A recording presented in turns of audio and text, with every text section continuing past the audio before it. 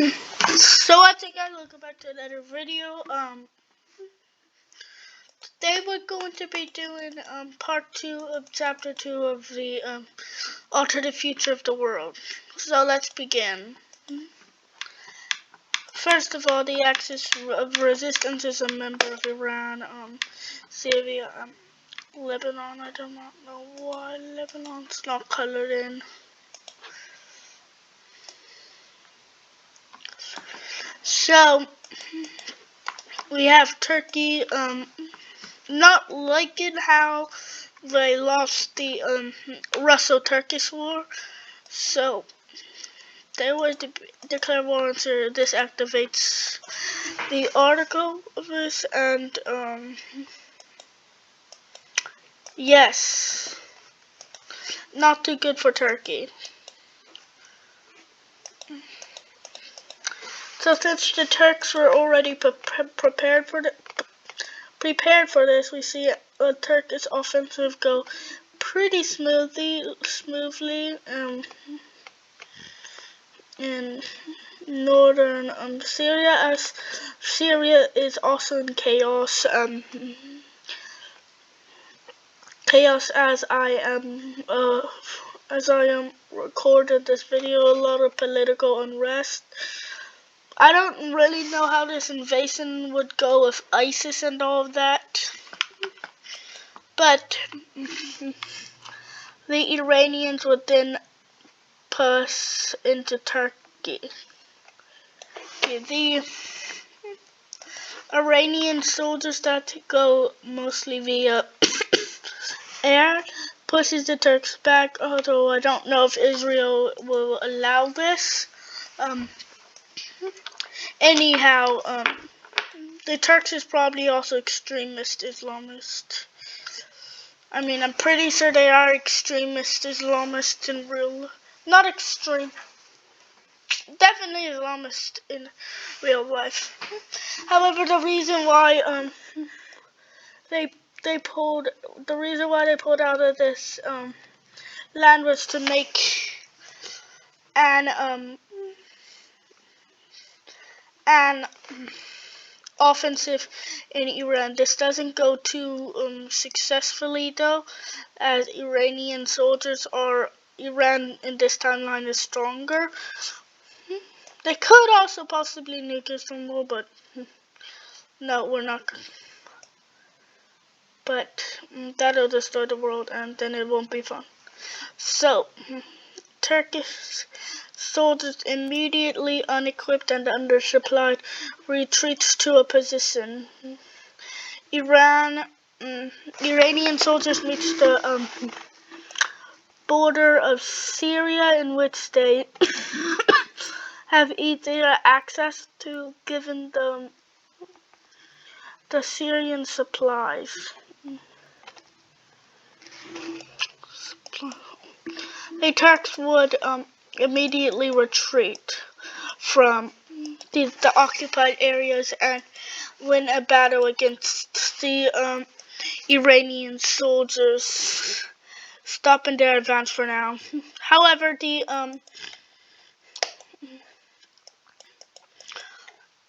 Saudi Arabia joins the war. This prompts Iraq joins on the blue team, making it even better to supply their soldiers. And Kuwait is invaded by Iraqi soldiers.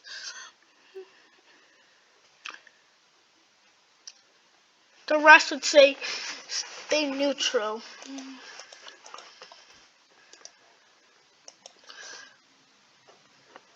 The Turks would immediately, seeing this, would begin another offensive into Syria, aimed at capturing the coast, which, if you didn't know, the Syrian coast is pretty valuable, and trying to force them into surrender. However, they use a lot of their supplies up, and the Iranian soldiers up north does another surprise attack as the Turkish is not is mostly focusing on Syria. They get better connection with Syria, and the invasion of Kuwait begins. Shortly after Kuwait capitulates, and however, in the more deserty areas of Iraq, the Saudis push the Iranians back. The Iranian and Iraqis back.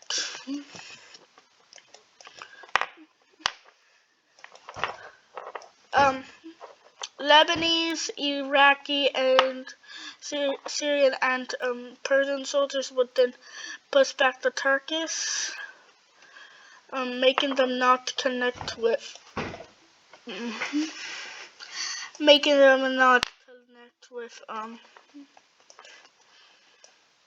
Lebanon.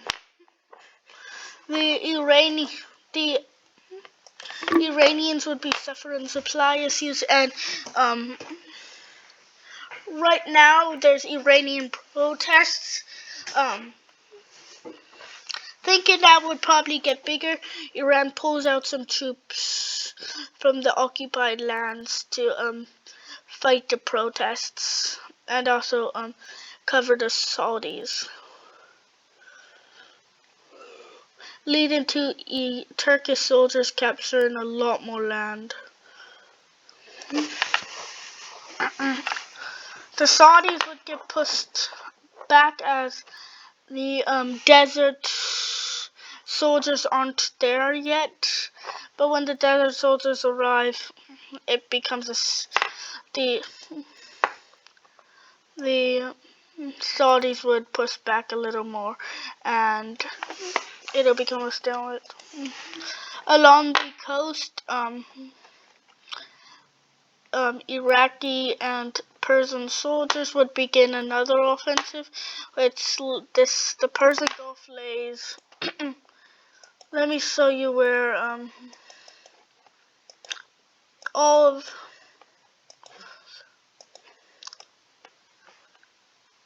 this is where the population. This is where the population of Saudi Arabia is. This, all desert. With the desert corps of the Saudi army coming going up, the Yemenis would declare war on Saudi Arabia. They would make some good progress, but since they are in a civil war, they can't really do much progress. This prompts the opposing side of the civil war to join the red team, though. However, the Iranians and Yemenis would push the red team. More revolts for joining the blue team occurs, and they all connect their places. They would then do one big out offensive, cutting the rebels into two, in which the north goes to Saudi soldiers and the south goes to Yemenis and Iranian soldiers. The Yemeni soldiers, however, pushed back, but another offensive is made in the country. As I told you, Iran pulled out some soldiers out of Turkey to do another offensive down in Saudi Arabia, so it goes successfully, wiping out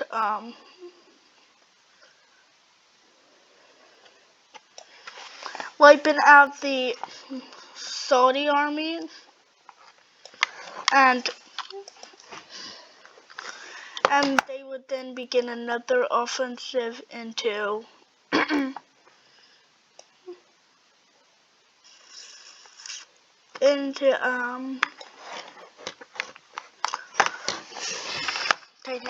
Saudi Arabia. The Arabian Desert is big. I think it's the second biggest desert in the world, so it'd be hard going through this land. But since it's so unpopulated, many places would surrender en masse to the incoming Iranian soldiers. Also, probably knowing that Saudi Arabia has nuclear bombs in this timeline, they decide to sign a treaty, the only one treaty before in the war, stating that they can't use nuclear bombs. So the Saudi Arabians are pushed out, as many other countries are thinking about joining the war on the other side. So I know I'm probably completely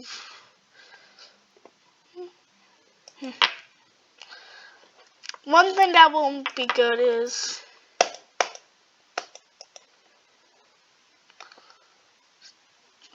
I don't think is Egypt joining the war. The Egyptians would send an ultimatum for the to the Jordanese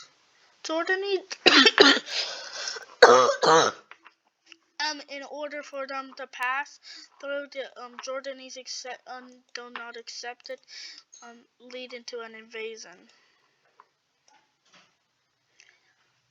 So the world is starting to sanction the red team as they are invading neutral countries to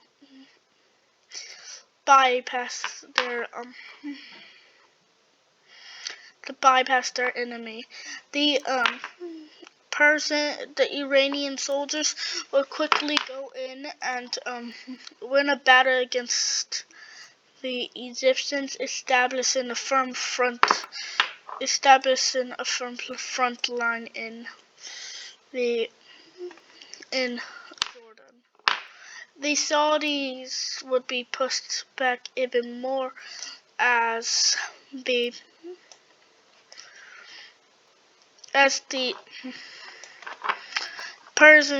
Iranians are probably more equipped. The economy of Saudi Arabia tanks in the next coming years as America stops buying from them. So, Saudi soldiers completely pull out of Yemen, leading to another Yemenis offensive taking place, in which they take a lot of land from Saudi Arabia, defeating the Saudi Arabian army that still stands in the way of it. However, Saudi soldiers does a little offensive, taking it. They would then focus in on the north, in which they push back the Iranian soldiers. However, people of Saudi Arabia would begin to riot, creating mass strikes throughout the nation, anti-war strikes, and to rebuild the Saudi economy. However, the government does not listen to this, like most governments do not. People following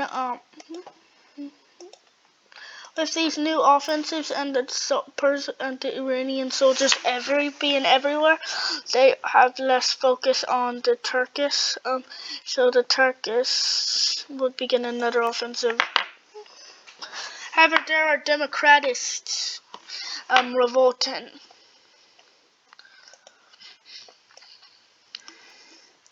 People and the Syrians would also push the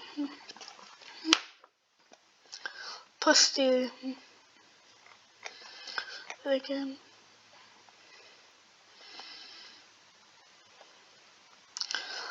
Turkish back. Egyptian soldiers for better supply lines would begin to move into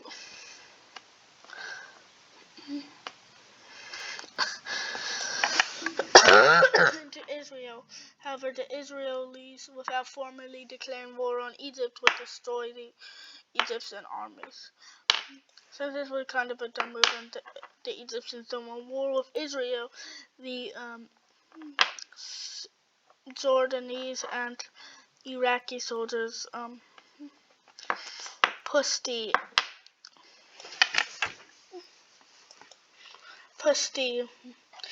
Egyptians and Saudis back. With that, the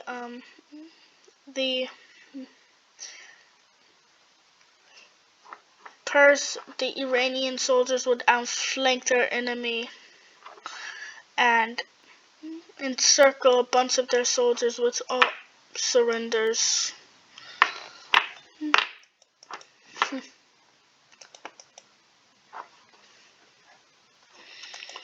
Following riots, Saudi Arabia withdraws from the war,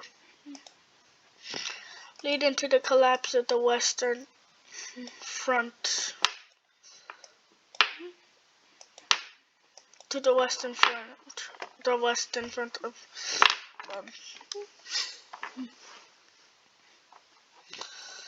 Jordan.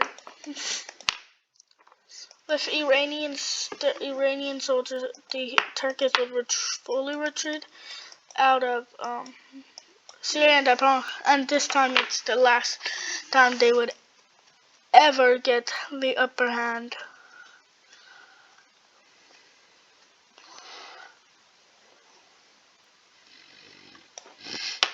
The Turkish would then surrender, would surrender, leaving Egypt left, and they would then surrender.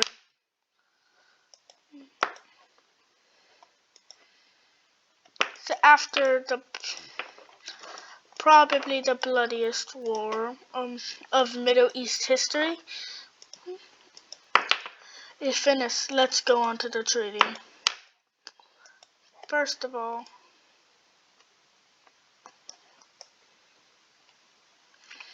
Yemen would unite again and get a lot of land from Saudi Arabia and pay reparations.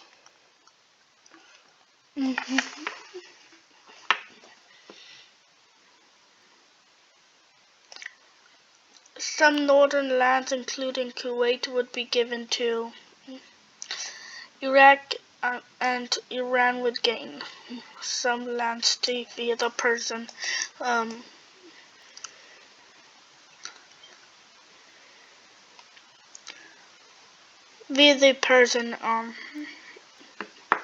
see, they would now have access to Qatar. The Jordanese would also get some land and war reparations out of being invaded for absolutely nothing. And they would also take a bit of Egypt's land. And Iran would gain some land west of east of Turkey, as well as Syria. Yeah.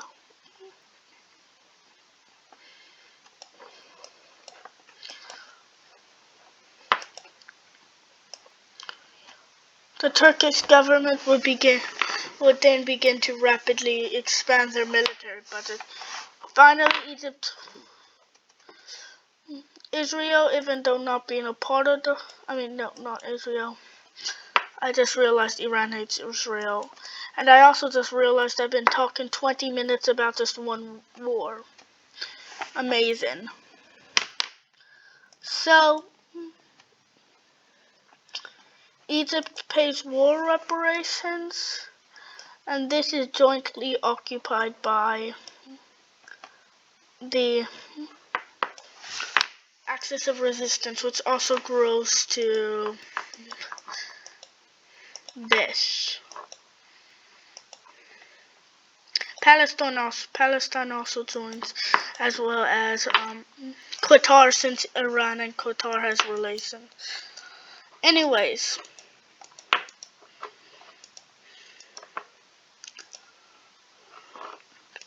the Gulf Shield would become a proper alliance, which will become Oman, this, UAE, this, and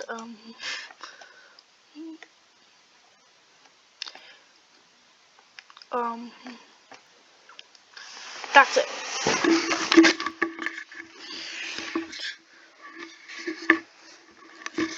Oh yeah.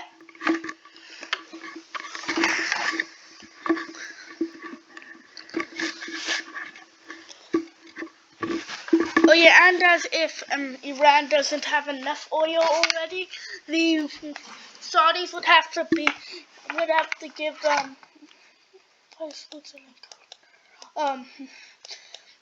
25% of their oil production and 30% of their annual treasury. So, what sparks the next war? We'll see. This would spark the next war. So this would be a huge war.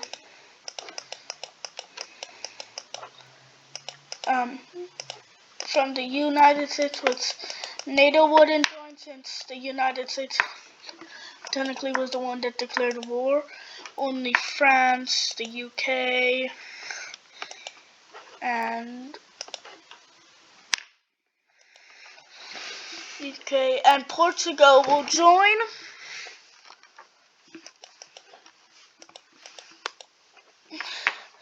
So now we're going to go on the topic of Pakistan and India. So both are nuclear powers. That's one. Or at least Pakistan claims to be a nuclear power. Both hate each other. 2 and 3, Kashmir. Yeah, all that stuff. So I don't really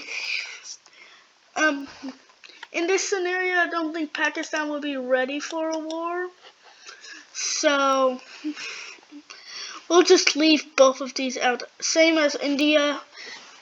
I mean, they have a lot of people to take care of at this timeline, more than China, the most populated country in the world. They also have a bad GDP for population, for how much people they have, like 1 trillion, I believe. So they won't win the war. However, North Korea and South Korea will join the war, so as Japan, since they also have a defensive pact. So nothing would be made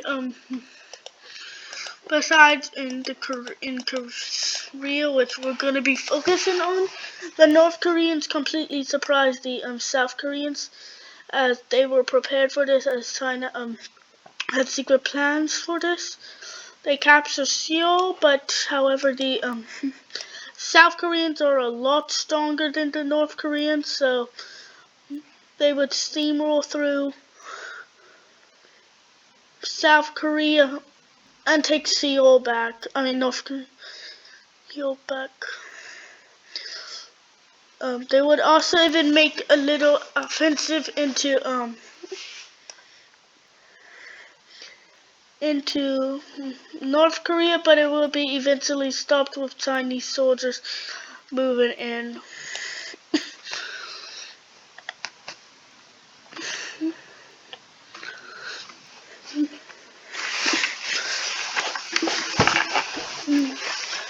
Chinese soldiers, along with North Korean soldiers, would bombard the South Koreans for days, making an encirclement.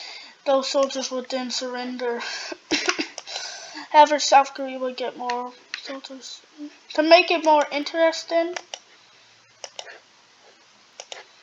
that will happen.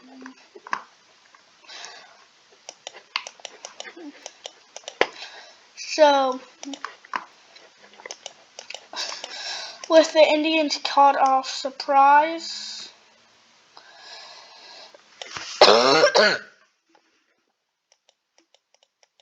the Pakistanis would move into the Kashmir region, which they claim as theirs, so kind of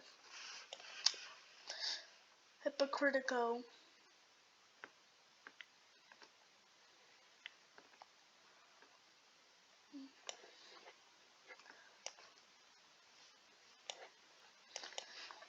So, what will happen next will be in the next alternative future of the world video, which is gonna be, I have a special plan for another video.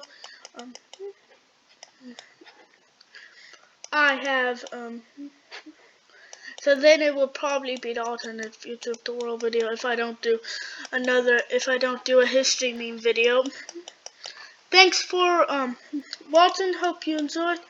This isn't also based on realism because, and I see you in the next video. Bye.